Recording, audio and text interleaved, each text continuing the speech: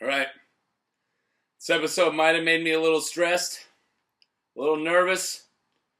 When I get nervous, I drink more. I might be a little drunk.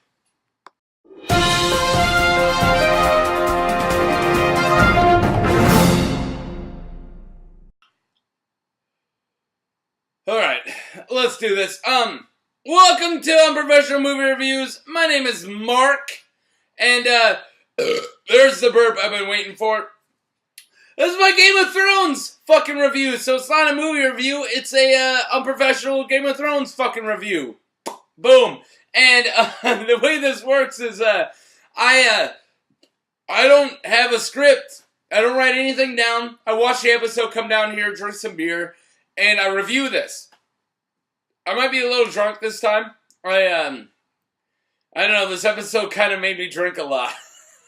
In the course of this episode, I probably drank a lot of beer, and I kept getting up. So what I'm saying is that it's unscripted. If I forget a couple things, that's why. And what else? My name's Mark. I already said that. I'm going to give click like, subscribe. Please comment. I really like commenting. I usually answer if somebody comments. I watched this with a good buddy of mine. He commented last time. So there you go. It's not that hard to comment. Also, it's not that hard to click like. And if you haven't subscribed to this channel, I do a lot of other things. I do movie reviews. I've been doing Rick and Morty reviews. If you haven't been watching my Rick and Morty reviews, watch them. And alright, let's do this. I'm going to give you a quick little non-spoilery synopsis. And then afterwards, I'm going to give you my rating between 0 and 5. I have no idea what I'm going to rate this. I have to think about it. I don't have time to think. So I'm going to do a little non-spoilery thing, and then I'm going to rate it between 1 and 5 on my hands, and then I'm going to give you, as if you just sat down and watched this with me, I'm going to just, discuss it. Ready? Okay, here we go. Alright. Go watch this episode. What the fuck? Okay. This is the culmination. This seems, at the beginning almost seemed like a series finale if there wasn't a whole other war we still needed to get to. But it was a lot of the main characters being in the same area for the first time, getting together. It was absolutely magical. There was lots of history between certain characters. It's really, okay, alright, here we go. They should have done a 10-episode season, because what they needed to do was stretch the beginning of this episode in to an entire fucking couple episodes. Because there was so much to do in the first half, and there's a lot going on in the second half too. It's a really huge episode. It's going to take me a long time to discuss it. It's going to be a big video. I'm guessing 20 to 30 minutes. I'm sorry, guys. There's at least 5 of you who watch this. Actually, there's at least 10 of you guys who watch this. But and you guys are going to have to deal with it this time. It's going to be a long one. So the beginning of it kind of really was just all of people getting together, discussing. I'm not going to say what they came to agreement on. And then a lot of things happened up north. There was a big culmination between, not culmination, there was a big, the ending, the conclusion to what was going on between Sansa and Arya.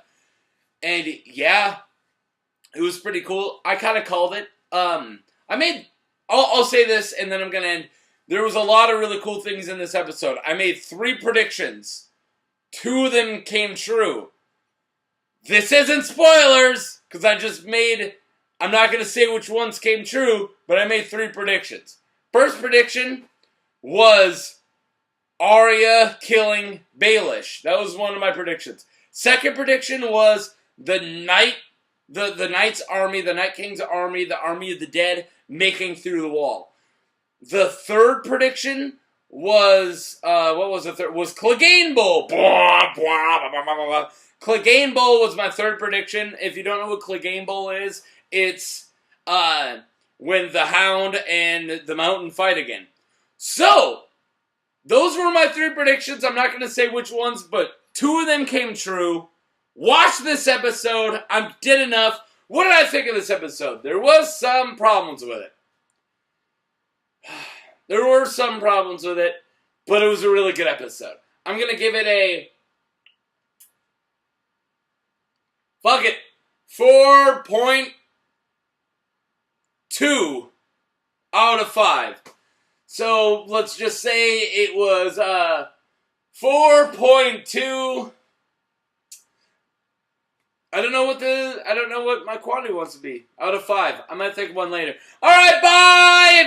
Alright, get out of here. If you haven't seen the episode and you don't want to be spoiled, get the fuck out of here. Okay, let's talk about this. There's a lot that happened, so I might forget a couple things. I forgot a couple things last episode. I also got the dragon's name wrong last episode.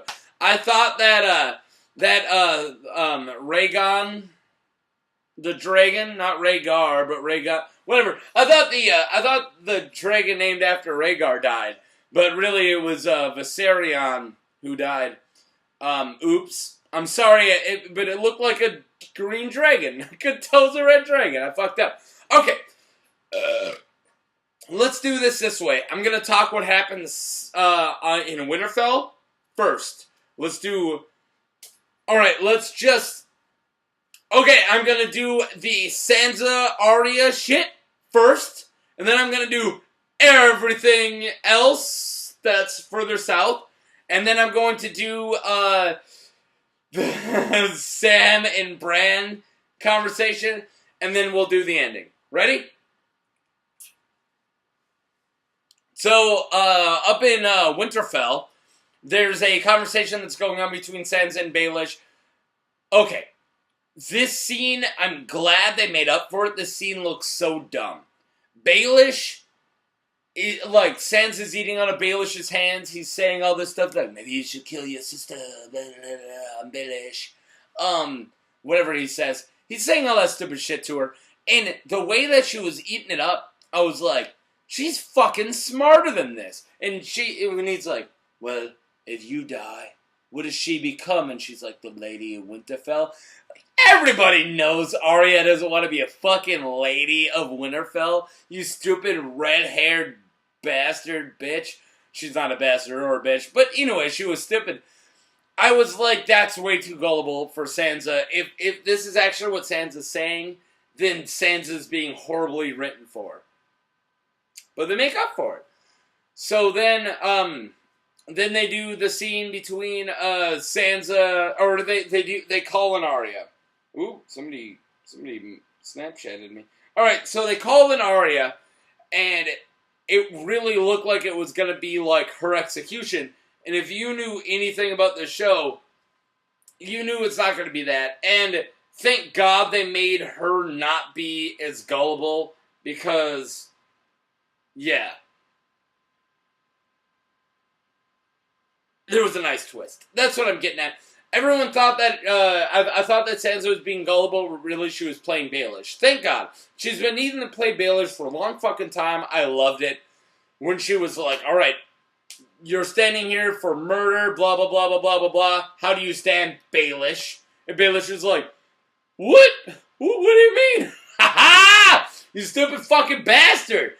And, yeah, I would have loved to see Sansa, like Ned, chop his fucking head off, but of course it was Arya, whipped out that Valyrian dagger, his Valyrian dagger, cut his throat. First major death of the episode, and it was great. It was awesome. Yeah, and then there was that really beautiful shot of them at the end talking. They're still kind of giving each other shit, but they're on the same page. The worst part of the last couple episodes was the Arya Sansa shit. This was how you end it. They did it right. There we go. It made up for how shitty and kind of awkward the last couple things were. Alright, moving south. I hope you guys agree with me on that. I'm going to itch my thigh. It's not my balls, it's my thigh, see? Alright. Okay. Moving south. The gathering happens! Holy shit! Everybody goes, meets up, it's fucking great. Literally, the beginning of this was so cool. Of them walking in, them running into Bronn, You're seeing the show of force. That fucking scene at the beginning. I'm going to rewatch this shit right away. I wish I had time to rewatch this before I did the reviews, but I got to watch Rick and Morty in 30 minutes. I got to watch Rick and Morty soon, so, but yeah, so I didn't have a chance to rewatch this, but the beginning with Jaime and Bronn staring at the Unsullied, and then the fucking Dothraki moving. What if one of the Unsullied had to go pee? I know they don't have balls or penises, but they still have to pee somehow. They're just like standing there in that huge giant formation and all the squares are next to each other. Can you imagine how ruined that shot would have been if one guy was like, excuse me, yeah, I know we're like doing a thing, but I really have to pee. Excuse me. Yeah, I know I don't have balls. I just gotta go pee. But they're all standing there. Do they just piss on themselves? What did they do? One guy, there was thousands of people. One guy had to pee. One guy did, at least, out of those thousands. Okay, I'm getting hung up. There's so much to go in the episode. Hashtag Unsullied urination. All right. All right, moving on. So that was really close in between Jaime and Bronn. And then we're moving to when they're moving on in. I gotta speed up. This is already 11 minutes. We're barely at the beginning of the episode. Moving on in, you see all these good introductions, all these good, like reunions, really cool ones. The Bronn and Pod one was great. The fucking... How great is the Hound? The Hound's like one of the coolest fucking characters. I love the beginning when he was in the fucking boat and he knocks and the fucking, like, the thing freaks out. That was cool. And even, like, somebody comes up, what's in the box? Fuck off! Oh, I love the Hound! I love all the, like, the Bronn and Pod shit, the Brienne and Hound shit. There's just so many cool... When they're walking in that big group, and Tyrion's like, the survivors of the Blackwater. Holy shit, was he not lying? Fucking Davos was a survivor on the other side. Both Pod, Hound, fucking Bronn. Like, there's a couple good survivors there. It was a pretty cool scene. So they all meet up. There's that big meeting. Everyone's just whipping their dicks out. Jon starts talking. And then finally the Hound... Well, first the Hound goes up, talks to the mountain, and we don't get Clegane Bowl. All we get is, like, some stupid words that's, like, hinting Clegane Bowl, but Clegane Bowl doesn't happen. I'm a little sad about that. So then the Hound goes in, gets a zombie, throws the zombie down, opens it up. There's a shit ton of suspense. The zombie pops out, runs right at her face, and stops. So did they measure... like, exactly where to drop it and how long the chain was? Because that's a weird coincidence. You would have think in real life he would have been able to bite her nose, or he wouldn't have gotten anywhere near her. I'm just saying, that's a weird coincidence that it went right at like, a jump scare level for her. That's all. That's all I'm saying. Kind of dumb. That's all I'm saying. But, yeah, so, almost everyone's convinced at that moment, holy shit. Shit's going down. The dead are real. Answers a question for us. We thought for a while that the White Walkers were controlling them, like, and there was like a area where they wouldn't be able to control. Nope, the dead was still alive, all the way down south, all the way to King's goddamn fucking Landing. Okay, so there's a nice little discussion. Cersei immediately, Euron, who's my favorite character, one of my favorite characters. He's more insane and badass in the books, but he's pretty cool here. He's just like, yeah, I'm out. Can they swim? They can't swim? See you fuckers, I'm leaving. And he just leaves. And for a while I was like, that's kind of sucks. Why is Euron such a bitch? We'll get back to that. But yeah, I thought Euron was treated like such a bitch right there, and it kind of made me mad. So Cersei immediately is like, yeah, clearly they're zombies. We're going to fight against them, duh. And then she's like, Jon, blah, blah, blah, blah, blah. You're the king up north. You do this. You create an oath that you're not going to attack on us. And he's like, actually, I kind of bent the knee, bitch. And she's like, oh, okay, bye. And then Tyrion goes, has one of the best fucking scenes of the season. Talking to Cersei, that was a great scene. I loved when he poured the wine, handed it to her. There's some really cool things exploring their past, their present, their family. Lena Headey is so good in this scene. Alright, Peter Dinklage is easily one of the better actors, at least working in TV today, if not at all today. But Lena Headey was so good in this scene. Even the Hound was, or not the Hound, the Mountain was cool with his zombie shit, but no, Lena Headey was so good in this scene. I loved it. So, then they move on. She comes back like, yep, you got my support, let's do this, fuck them all. And, yeah. So, that's when we fly north. Am I missing some shit? I feel like I'm missing some shit. I guess that's when we moved on to the Sansa Arya stuff. And, yeah, so they sent the thing. Let's finish off what's going on down south. So everyone thinks that they're about to attack and everything's going to be fine. And Jaime is getting his armies ready. And Daenerys is like, no, dude, I lied to him. Like, we're not doing that. We're marching on him. We're going to go get the Golden Army and then we're going to march on him. That's where I said Euron was really going to go. You think somebody would turn their back on the queen? And he's like, watch me, bitch. Jaime finally fucking leaves her. Thank God. I hope he's going up north. I hope he's going to join our main characters. That would be so cool. But, yeah. Also, what else did I miss? The Greyjoy fight. Yeah, that's one of the cooler things I've ever seen out of Theon for a long time. That scene between Theon and Jon was fucking amazing. And it's something I never knew I wanted until I got it. Like, I didn't know I needed a Jon and Theon, like, settling things. But it was so cool. I'm glad it happened. And then Theon did that fight. I thought we were going to do the Yara rescue or Asher if you're a book reader today, but we didn't. That's fine. We had a lot of other shit to do. So, yeah. Alright. I'm about caught up. Cool. Let's do the Sam and Bronn scene. That did it. Those are the two people, if any people in the entire fucking continent needed to have a conversation, it was those two motherfuckers needed to have that conversation. They had that conversation, guys. They had that conversation. Actually, it's really bright in here. I'm going to put my sunglasses back on. I got a light right on my face. Oh, man. I kind of messed my sunglasses up when I grabbed it like that. But anyways, they needed to have that conversation. And it was a really good one. They immediately, oh, wow. My dramatic glasses pull did kind of break my glasses. All right. So Bran is like, yeah, his name's not Jon Snow, it's Jon Sand. Rhaegar Targaryen, this and that. He's these people's kids. And then Gilly's like, I was ignoring my girlfriend once. And wait a second.